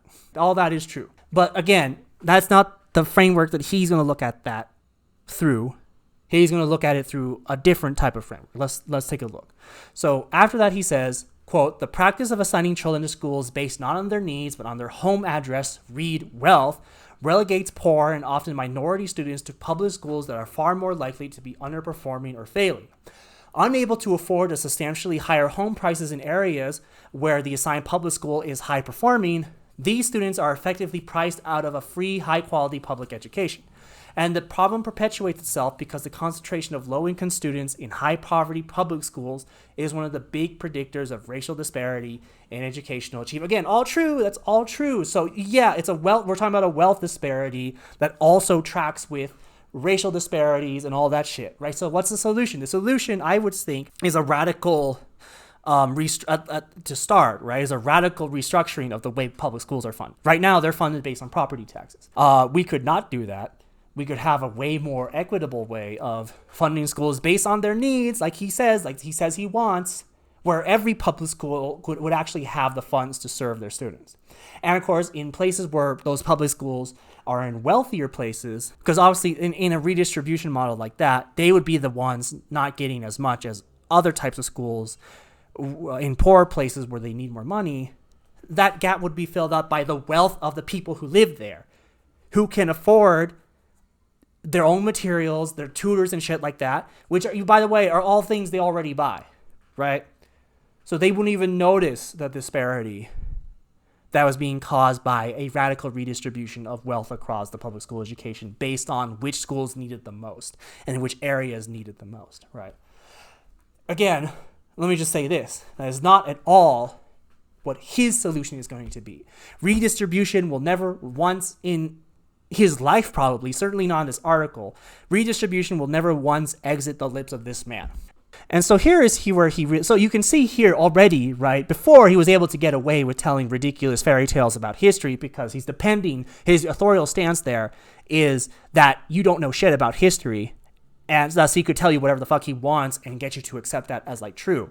Again, most of what he said was true. What was wrong was his inability to understand nuance or include different stories as a part of the narrative he was telling. But here when he's talking about the today and now, he really shows his ass, or at least like here and now, as in like the 40s up until now, or like the racist legacy of the United States from like the end of World War II up until now. So here you can see, here's when he gets his most ridiculous. I'll quote, "Worse, recent research has demonstrated a significant correlation between public school quality and the racist redlining maps of President Franklin D. Roosevelt's administration. Between 1935 and 1940, the Homeowners Loan Corporation, a federal agency that provided mortgage relief to troubled borrowers, developed a series of color-coded maps of more than 200 cities throughout the country, assigning one of 4 grades, A through D, to residential neighborhoods based on the supposed degree of risk for lenders in making housing loans in the neighborhood." Right? So redlining is what he's talking about, right? And he's attributing this to FDR, the guy who started the New Deal, the most radically left president, a left liberal, he's a social democrat basically is what he was, that America's ever had, right? And again, I mean, this is straight out of fucking Dinesh D'Souza sources of argument, right? Which is that the Democrats, the liberals, the redistributionists, they're the real racists, and it's we, the individualists, free market Republicans who actually care about the freedom of black people. And it's like, this is so yeah, even if he was racist, which he was, FDR was, he did preside over a very racist time in American history, and he didn't really do much about it. Big parts of the New Deal did not do anything for a lot of black people. But I will say to you guys looking at this history, if you don't know it, you can complicate this very easily by Googling Ronald Reagan and redlining, right? Go do that and have a fun time. Go Google Ronald Reagan and the Community Reinvestment Act for a good time, right? To see like a way more pertinent recent example of the United States government through lending, through homeowning practices, supporting the residential segregation of black and white people, right? If you want a good time, go Google that shit. Again, that's nuance to this conversation that he'll never have because he's playing to an audience that worships Ronald Reagan. Here is where he really gets ridiculous. And in fact, this probably is one of my favorite parts here. And I'll quote, "Even apart from the relationship of today's boundaries to this episode in historical bigotry," the FDR redlining shit, "school attendance zones empower bureaucrats to perpetuate extreme inequalities in education through arbitrary line drawing." Now, he's not talking about gerrymandered districts, which is the main way that Republicans stay in power, right? He's not talking about that, even though that has... his language there would be way more relevant to that phenomenon than to school attendance zones. But anyway, quote, "As Meredith P. Richards has demonstrated, attendance zones are gerrymandered in ways that exacerbate racial and ethnic segregation, particularly in districts experiencing rapid racial ethnic change, and they serve to reinforce racial ethnic disparities in schools. Attendance zones have been correctly criticized as a license to discriminate and the cause of sharp inequalities for opportunities of families who live in the same neighborhood. As Tim DeRoche pointedly explains, wealthier families cram into attendance zones of desirable schools, and poorer families are boxed out. Because income and wealth disparities correlate with racial differences, this inevitably leads to more racial separation as well." So again, he's going to go on. He's going to quote Richards again. Meredith P. Richards, keep her name in mind. I'll come to her in a second.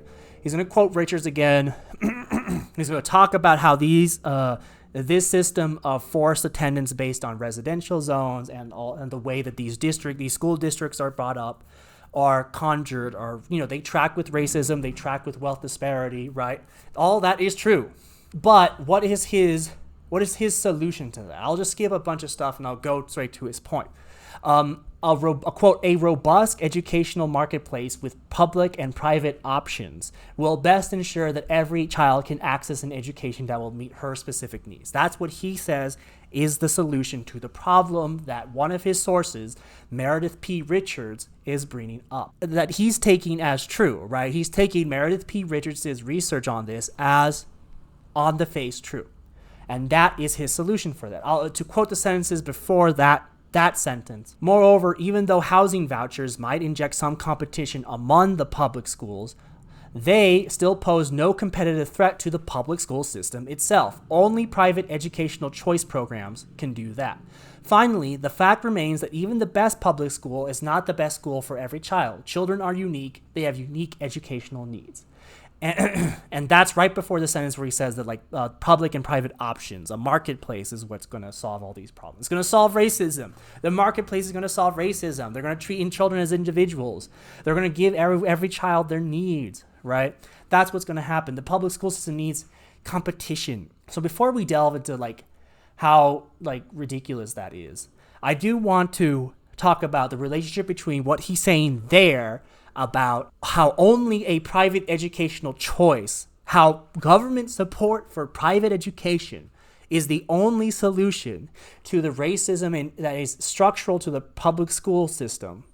I want to relate that to one of his sources, which is Meredith P. Richards. I actually looked at this. I looked at this because I saw the language that he was quoting from it, and I was like, this is really strange. This is overstating the case. Attendance zones are gerrymandered. I think that is really, really strange. Even though I do buy into that. I think that's kind of broadly true. I do think that language, she would have to have some pretty strong research to substantiate that point. So I actually, unlike what I did for the vast majority of the rest of the citations in this article, I went and looked at that study. That study is called I'll link it in the description too. That study is called The Gerrymandering of School Attendance Zones and the Segregation of Public Schools, a Geospatial Analysis by Meredith P. Richards from Southern Methodist University. So you might look at this, you might look at how it's being cited in this article. A lot of these other citations are also from a bunch of fucking conservative cranks who hate public education. They're not really rigorous. You might look at this and think this is another example of that. It's really not. It is way more robust than you might expect, and it's several magnitudes more robust than fucking Michael Bindas' article here. This was a pretty substantial study. It was done, I believe, let me reading this right, 2014, and it employs a pretty sophisticated statistical analysis. Part of it is statistical, a part of it is also more qualitative. I'm not going to read the whole thing. This is not what's important here. But again, I will say from my perspective, I'm not a statistician. I'm not a professional researcher in this way, right? From my standpoint, I think this is very robust. We're not here to pick at that the way they were picking at the Bindas article. I will say, what I am saying is that this article is legit. It has a real point that's trying to prove, and it has a real fucking research approach to trying to prove its point. So what is its point? As it says in the abstract, and we're just going to pick at the abstract. We're going to look at some other parts. We're not doing a whole big thing here. Again, if you want to read it, I'll link it. I think it's trustworthy. The point of this paper, of the Richards paper, is, to quote from her abstract, "In this study, I employed geospatial techniques to assess the impact of school attendance zones, quote, gerrymandering, unquote, on the racial ethnic segregation of schools, using a large national sample of 15,290 attendance zones in 663 districts. I estimate the effect of gerrymandering on school diversity and school district segregation by comparing the racial ethnic characteristics of existing attendance zones to those of counterfactual zones expected in the absence of gerrymandering. Results indicate that the gerrymandering of attendance zones greatly exacerbates segregation, although it has a weaker effect on the segregation of whites from blacks and Hispanics.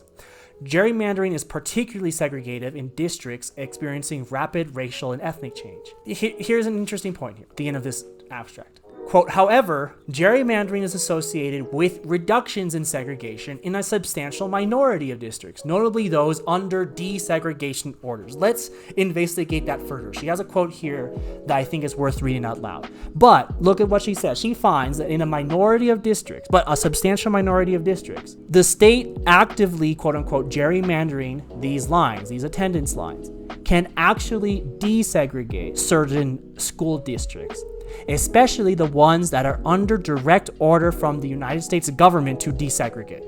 So further down in the article, on the PDF that I'll link, this is page 5 of the PDF, page 1123 of the actual paper this is pulled from. Quote, "Attendance zones of schools established since 1991 are substantially more gerrymandered than those of schools established earlier, suggesting that attendance zone gerrymandering may be worsening over time. Gerrymandering was also particularly severe in school districts in the formerly de jure segregated South, in suburban and rural districts outside the urban core, and in districts experiencing rapid increases in racial and ethnic diversity. Interestingly, gerrymandering was inversely related to segregation, such that districts with higher levels of segregation were less gerrymandered than less segregated districts. Thus, empirical evidence on gerrymandering, on the gerrymandering of contemporary attendance zones indicates that school attendance zone gerrymandering is severe and may be worsening over time. Moreover, it underscores the racial dimension of gerrymandering.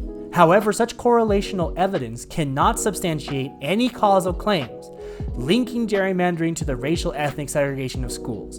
In particular, it cannot distinguish between affirmative and segregative gerrymandering. That gerrymandering is particularly severe in districts with low level of segregation may indicate that gerrymandering serves to integrate, and that boundaries are drawn affirmatively in ways that reduce racial ethnic disparities among schools, as found by Clark in 1987. Alternately, it may suggest that gerrymandering is employed as a segregative mechanism for subverting higher levels of residential integration, consistent with historical and contemporary accounts. Thus, where districts are already highly residentially segregated by race, gerrymandering may not be employed to achieve racial segregation in schools. So I'm going to quote one more time from this article, and I'll want to, and like you probably are already noticing how what she's saying here is in direct contradiction to what Bindas is saying, but I do just want to give one last little money shot here. So this is from way further. This is page 33 of the PDF, and on the paper it is page 1151. And so the beginning of the first paragraph of that page goes, the finding that, on average, attendance zones are gerrymandered in ways that exacerbate racial and ethnic segregation is consistent with historical and qualitative evidence that suggests that gerrymandering has been used segregatively. However, consistent with historical accounts that gerrymandering has been used as a policy tool for achieving racial ethnic balance in schools under court-ordered desegregation, I find that gerrymandering is less segregative and often affirmative in districts under active desegregation orders. Affirmative here, think like affirmative action. This is you're actively selecting non-white people so that they can be better represented in like schools that are majority white. So I find that gerrymandering is less segregative and often affirmative in districts under active desegregation orders. This suggests that desegregation orders continue to be effective in increasing integration in the handful of school districts that remain under court order. Troublingly, however, results indicate that districts that have been released from desegregation orders tend to be more segregatively gerrymandered than districts still subject to oversight and are even more gerrymandered to segregate than districts never subject to court-ordered desegregation in terms of multiracial and Hispanic white segregation. Taken together, these findings suggest that more stringent oversight and monitoring of local zoning practices may be an important policy lever for suppressing the creation of segregatively gerrymandered attendance zone boundaries. Moreover, this finding is troubling in the light of the continued legal reentrenchment on desegregation in schools, facilitated by cases such as Board of Education of Oklahoma City v. Dowell, Freeman v. Pitts, and Missouri v. Jenkins. The past 2 decades witnessed the massive release of districts from court-ordered desegregation remedies.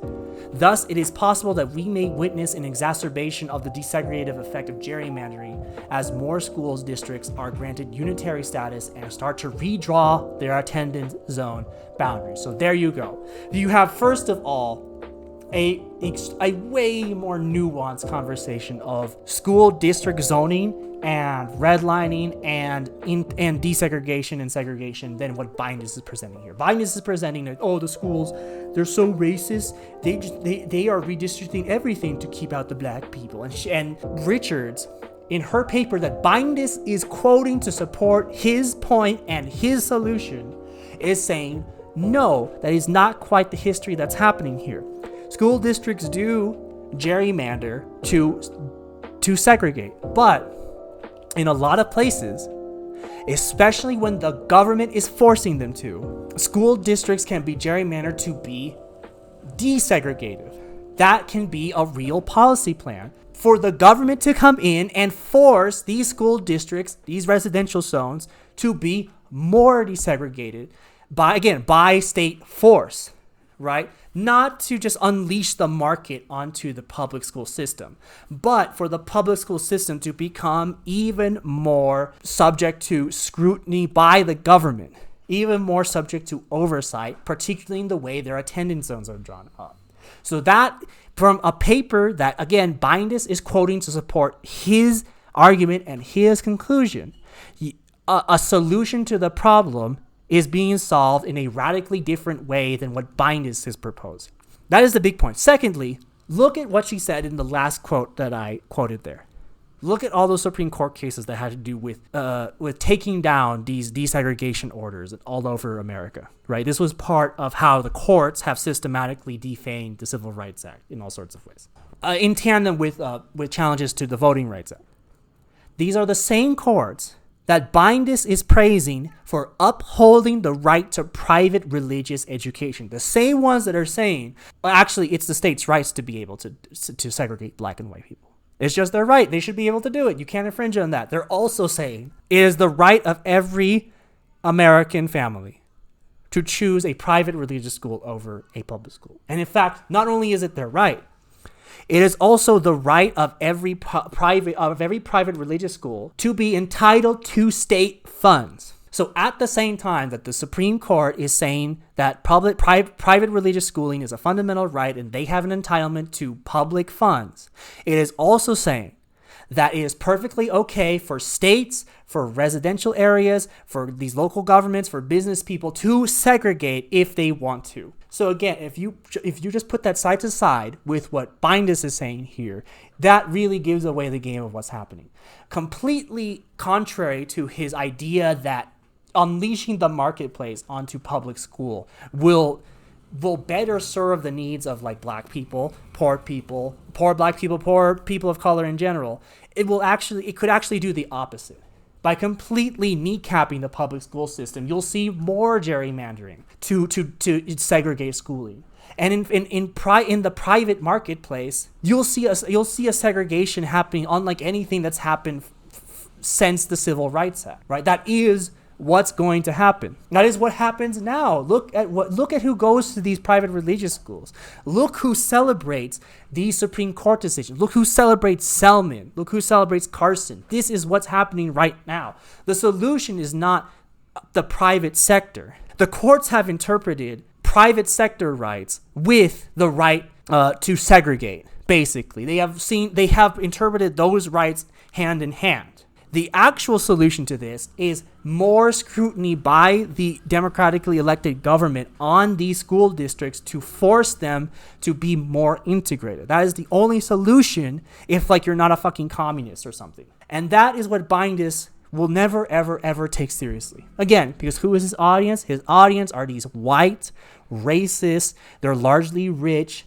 A lot of them are, but a big part of them are right-wing, militant evangelicals and Catholics who hate public schooling because they think it's too communist, it's too Islamic, it's too atheist, and they don't want their children in that environment.